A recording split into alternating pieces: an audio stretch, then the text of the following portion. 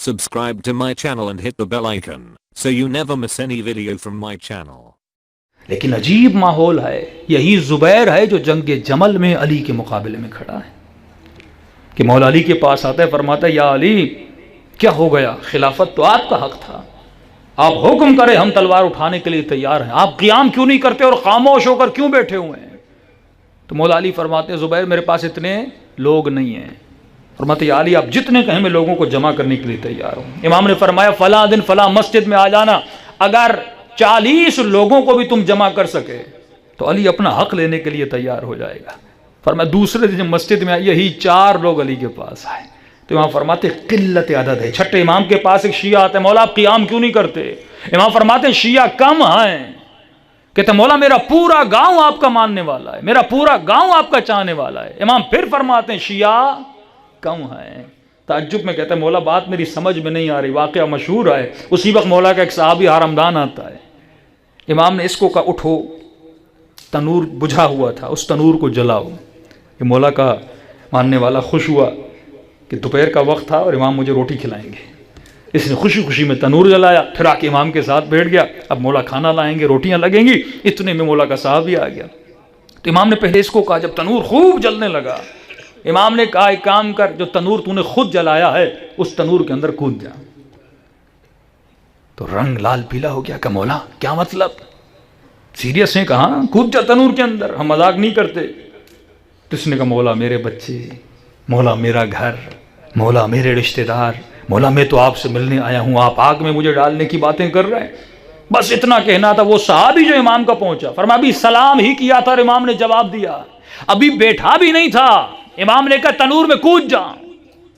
یہاں تک نہیں پوچھا مولا کیوں, یہ منزل وسلموا تسلیما ہے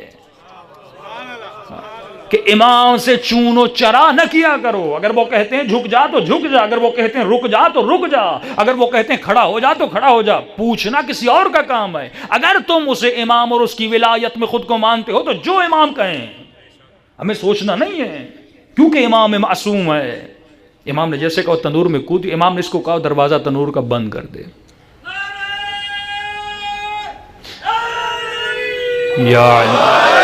اس نے تنور کا دروازہ بند کیا. اب امام پوچھنے لگے بتا تمہارے گاؤں میں فلاں خاتون بیمار ہے, اسے جا کر ہمارے سلام دینا. فلاں مومن قرض دار ہے, امام نے مسلح سے کچھ پیسے نکالی, یہ رقم اسے دینا. فلاں کیسا ہے, فلاں. امام پوچھنے لگے اس کے محلے والوں سے.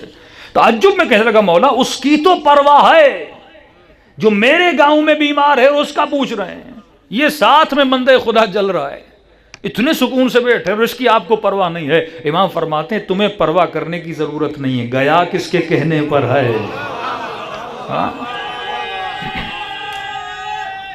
حیدری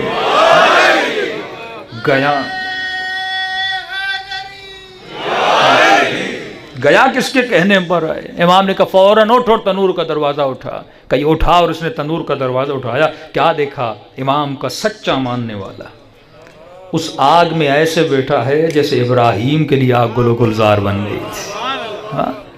تو امام کے حقیقی شیعہ کو کبھی آگ جلا نہیں سکتی. یہ اہل بیت نے اپنی ولایت کا مظہر قائم کیا کہ دیکھو جو اطاعت الہی میں آتا ہے کبھی بھی اسے آگ جلاتی نہیں ہے. تو امام نے کہا ایسے شیعہ کتنے ہیں جو ہم کہیں اور کود پڑیں.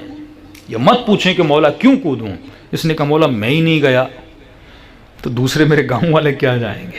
اس وقت چھٹے امام فرماتا اگر ایسے میرے پاس, بعض روایت میں 22 ہے, بعض میں 27 ہے, اگر ایسے میرے پاس 27 بھی ہوتے, میرے دادا حسین کے پاس 72 تھے, اگر میرے پاس ایسے 27 بھی ہوتے میں قیام کرنے کے لیے تیار ہو جاتا.